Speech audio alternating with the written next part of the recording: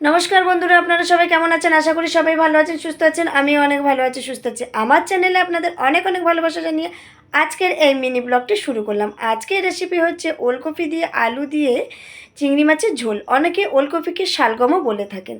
তো আজকের রেসিপিটা আপনাদের সঙ্গে শেয়ার করলাম। কেমন লাগলো অবশ্যই একটা কমেন্ট করে জানাবেন। ভালো লাগলে অবশ্যই একটা সাবস্ক্রাইব করে যাবেন।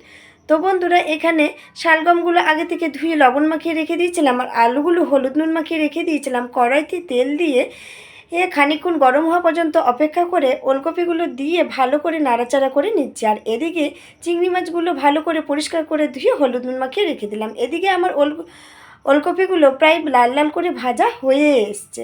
লাল লাল করে ভাজা হওয়ার পরে ওটাকে নামিয়ে ওই কড়াইতেই অল্প পরিমাণে তেল দিয়ে আলুগুলো ভেজে নেব লাল লাল করে। যতক্ষণ না আলুগুলো ভাজা হবে ততক্ষণ একটু অপেক্ষা করেই যেতে হবে, কেন আলু ভাজতে একটু বেশি সময় লাগে। ওলকপিগুলো একটু নরম ছিল, তো সেই কারণে আমার খুব একটা সময় লাগেনি, তাড়াতাড়ি ভাজা হয়ে গেছিলো। আর আজকের রান্নার জন্য এখানে মশলা নিলাম গোটা জিরে, কাঁচা লঙ্কা আর আদা এখানে পেস্ট করে নিলাম। আমার শ্বশুরবাড়িতে জানেন তো সবাই শিলনোড়ায় মশলা করে খেতেই বেশি ভালোবাসে, কেননা শিলনোড়ায় মশলা করলে নাকি তরকারি স্বাদটা দ্বিগুণ বেড়ে যায়। কিন্তু আমি আজকে মিক্সচারেই মশলাটা গ্রাইন্ড করে নিলাম, যেহেতু হাতের সময় কম ছিল। না হলে আমিও বেশিরভাগ সময় ওইভাবেই রান্না করার চেষ্টা করি। ওইদিকে কড়াইতে পরিমাণ মতো তেল দিয়ে গোটা জিরে ফোড়ন দিয়ে মশলাগুলো সব দিয়ে দিলাম।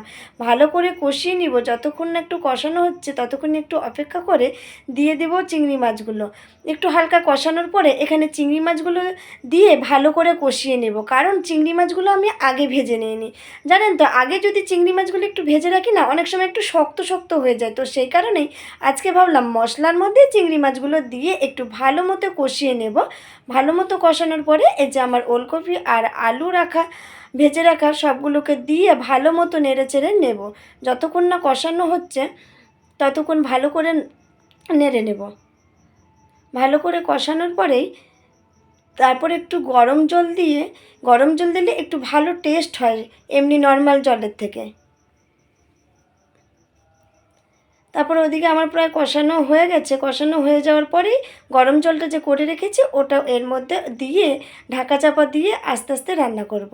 কারণ বেশিক্ষণ সময় লাগবে না, যেহেতু আমি সমস্ত ওলকপি আলু সবই আগে থেকে ভেজে রেখেছি, তো খুব একটা সময় লাগবে না সেদ্ধ হতে। যতক্ষণ না সেদ্ধ হবে ততক্ষণ একটু অপেক্ষা করতে হবে। সেদ্ধ হওয়ার পরেই আমার তরকারিটা একদম রেডি হয়ে যাবে।